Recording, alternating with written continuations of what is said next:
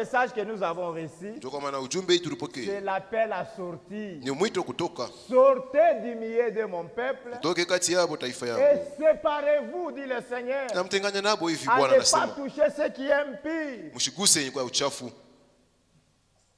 Et à ceux qui sont dans le ténèbre, paraissez. Tous nous étions dans le monde. Dans les affaires de Dieu, on ne pouvait même pas y paraître. Mais quand Jésus nous a délivrés, maintenant nous paraissons. Paraissez, nous paraîtrons. Ils prêteront leur chemin et ils trouveront des pâtirages sur tous les couteaux. Ils n'auront point faim et ils n'auront point soif. Les mirages et les soleils ne feront point souffrir. Car celui qui a pitié d'eux sera leur guide. Notre guide, c'est Dieu. Et il les conduira vers les sources d'eau. J'échangerai toutes les montagnes en chemin. Tous les problèmes que vous aviez, Dieu fera de ça un chemin.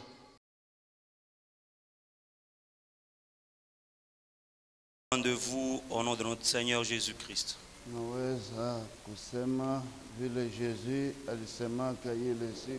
Je peux aussi le dire comme Jésus l'avait dit ce jour-là. Aujourd'hui, cette écriture est accomplie.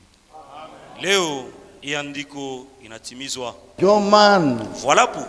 Kama tukunangalia identification. Lorsque nous voyons kutambulishwa, Moïse alielezea Israeli. Moïse a dit à Israël, Mungu atamitumie prophète mwenye kufanana na mimi. Dieu vous envoûtera un prophète comme moi. Vous allez l'écouter. Nous ne venons pas pour que nous puissions ressembler aux pasteurs ou ressembler aux frères ou ressembler à certaines sœurs. Non. Apana. Nous venons pour ressembler à Jésus-Christ. Et si nous lui ressemblons,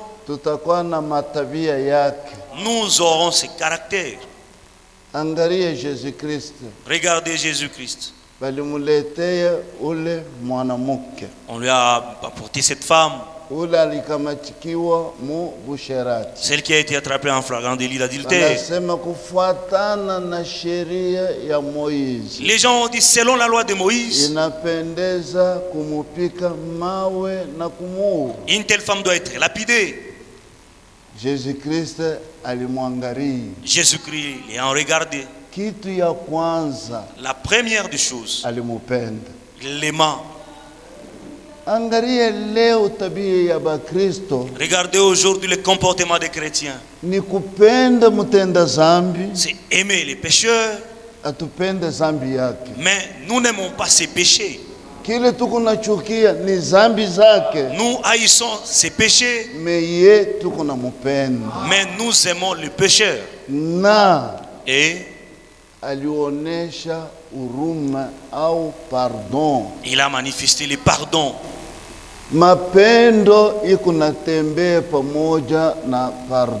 L'amour est accompagné du pardon.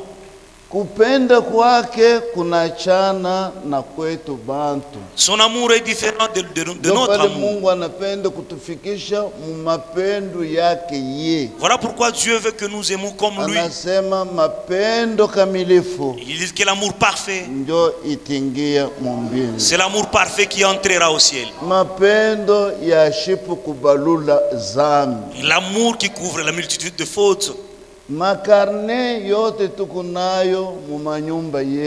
nos carnets que nous avons dans nos maisons,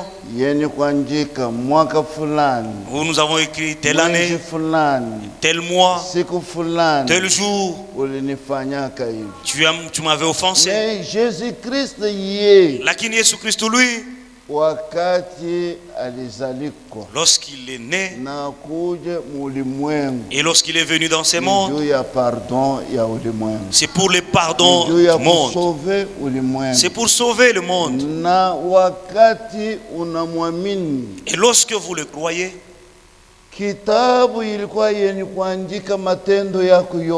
les livres où ont été écrits tous tes péchés, l'acte a été déchiré. Et cela a été jeté dans la mer de l'oubli, dans le sang de Jésus-Christ. Sous le sang, nous ne voyons plus le péché de quelqu'un. Sous le sang, nous ne pouvons plus compter les péchés de tel ou tel. Voilà pourquoi Kitambulisho, vous savez, aujourd'hui, les gens s'identifient à certains musiciens, ils s'identifient à certains joueurs, et ils s'identifient à certaines femmes, et leurs noms peuvent être écrits dans les journaux, et ils peuvent même faire la publicité. Mais pour nous, nous n'avons qu'une publicité d'une seule personne, c'est Jésus-Christ. Bien-aimés frères, avant l'enlèvement, il faut s'identifier à Christ. Il faut s'identifier. Je vais encore relire cette écriture pour voir comment nous allons avancer. Philippiens chapitre 2. S'il y a quelque consolation en Christ, consolation, faraja. Le Saint-Esprit, c'est un consolateur. Je vous enverrai un autre consolateur. Il vous consolera. Un véritable chrétienne, c'est un consolateur pour quelqu'un d'autre.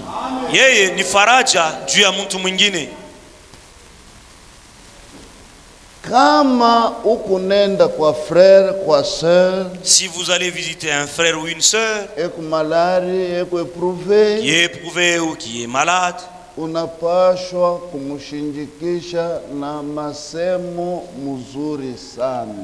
devez le consoler par des bonnes paroles. Les paroles qui peuvent le consoler. Consolation. Faraja. Arrivée d'un frère, d'un serviteur de Dieu, c'est une consolation. La Bible dit, quand Timothée et Tite sont arrivés, ils nous ont consolés par leurs paroles.